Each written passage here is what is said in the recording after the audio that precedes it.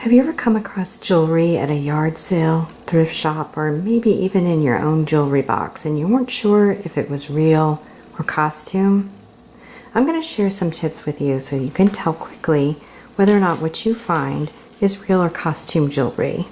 Hi, I'm from JewelryNaviagator.com, where I help people find unique jewelry, old and new.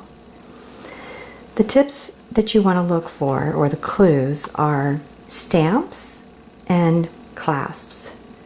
By stamp, I mean the purity stamp of the metal of the jewelry. In this case, you can see little 14K stamp there, which means 14 karat. Precious gemstones are typically set in precious metals, and the precious metal will be indicated by the stamp.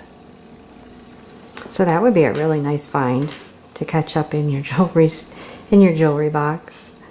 I happened to find this at an estate sale, and it looks faded and old and maybe not like anything really that special except a quaint old piece of jewelry.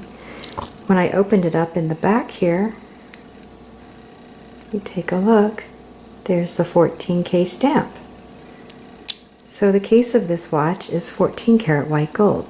So definitely a nice little find. Clasps come in different shapes and varieties. But the biggest clue again is going to be if there is a stamp, a purity stamp. This bracelet, although it's very beautiful and the stones look like real pearls and maybe black onyx, but the clasp is somewhat faded, and if we look where there would typically be a stamp indicating the purity of the metal, there is none. So this bracelet is made of faux pearls and black crystals. Here's another example of a clasp. This necklace looks like a gold necklace. If it were real, we would want a more secure clasp on this rather than this toggle clasp. And if we look on the back, there are no stamps indicating the metal purity. And here's another clue too. If this were gold, this jump ring, I don't know if you can see that, it is not soldered closed. Something made with real gold, those little jump rings would be soldered closed for security. And lastly, pearls. They can be kind of tricky because a lot of the costume pearls have the same kind of clasps.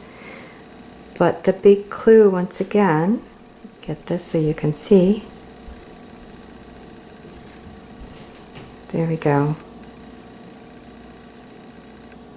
Is the 14K stamp on that part of the clasp. There we go.